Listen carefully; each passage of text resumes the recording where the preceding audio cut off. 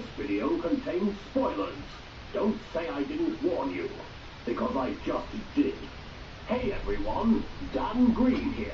I'm taking a break from my busy schedule as an important voice actor to talk to you about a movie I saw recently. It's called The Spiderwhic Chronicles, starring Freddie Highmore, Seth Rogen, Freddie Highmore, Nick Nolte, Martin Short, Freddie Highmore, and Freddie Highmore.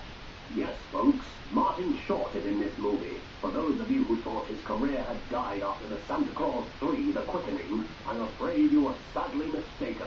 Let me start off by saying that this is the least believable movie ever made. Not because of all the magic and mythical creatures, or the fact that Freddie Highmore is playing an American, or even because Martin Short seems to have a movie career again. No, this movie is completely illogical because none of the children play card games. I mean, it's a 90-minute movie. That gives them ample time to throw in a scene where a character is having a duel with another character, or maybe just to show someone restructuring their deck. But no, there's not even a trace of a dark magician. As a moviegoer, I was deeply insulted by this obvious discrepancy, and I wish to have my money back, so that I might spend it on trading cards. So this movie is called The Spiderwhic Chronicles. Why in the name of Harland Williams are there so many Chronicles these days? You've got the Sarah Connor Chronicles, the Chronicles of Narnia, the Chronicles of Riddick, Sonic the Hedgehog Chronicles, Roughnecks the Starship Trooper Chronicles. Why aren't there any Dan Green Chronicles?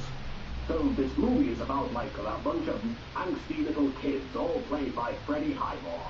Yes, even the girl, all living with their highly strung mother, who all go to live in this run-down old house in the middle of nowhere.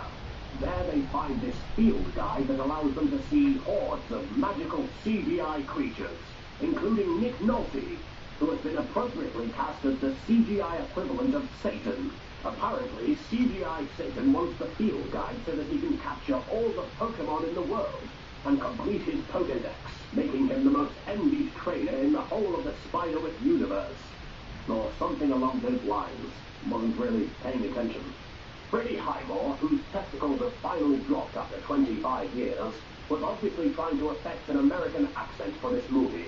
He does a fairly good job, although there is another character in this movie who's also intended to be American. But when we actually meet her, she turns out to be played by veteran British actress Joan Plowright. Why a woman who has been acting for several decades couldn't be bothered to change her accent while acting opposite a teenager playing not one but two roles, both with differently nuanced voices, is a mystery. Perhaps Joan Plowright needs a little kick in the chesticles. You hear that, woman? I'm calling you out, Mrs. Laurence Olivier. As I've mentioned, Freddie Highmore plays twins. Why they needed him to play both characters is beyond me. It doesn't serve the plot in any significant way. It just makes you go, wait, which Freddie Highmore is that? Is it the angsty Freddie Highmore, or the really, really angsty Freddie Highmore? Apparently the characters were twins in the novel as well, but this seems like one of those details you could easily skip when making the translation from page to screen.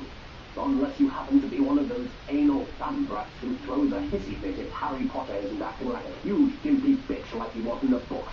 Not that I've read them or anything. If it doesn't have children's card games, I'm not interested. Quidditch, don't make me laugh. I've got your golden snitch right here, Rowling. Now, I don't want to ruin it for anybody, even though the film does an ample job of that all by itself, but I really need to talk about the ending, because it is one of the most bizarre endings I've ever witnessed. And I've watched Eraserhead upside down while tripping on acid. There's only one way to describe it, and that's by telling you about what happened with words from my mouth. And I'm not making this up. Seth Rogen eats Nick Nolte. You heard me right. Seth Rogen eats Nick Nolte. It's like something out of Silence of the Lambs. Except it's Seth Rogen and Nick Nolte being eaten by Seth Rogen. That was pretty disturbing. I prefer to watch Seth Rogen accidentally impregnating young women, not devouring famous character actors from such films as The Hulk and Another 48 Hours. By the way, this movie is based on a series of children's novels. Apparently, it isn't a very faithful adaptation, but after doing some research, I can conclude that neither the movie nor the books involve card games. So they're both as worthless as each other. I give this movie 1.5 Dark Magicians out of 4. It was rather like watching Joey try to duel Little Kuriboh. It's so pitiful you end up feeling rather bad for laughing at it so damn hard. But then you remember it's just Joey, so you carry on laughing anyway. I'm Dan Green, and this was my 2 cents, which when compared to your 2 cents is like $50. Thank you. I'm Dan Green.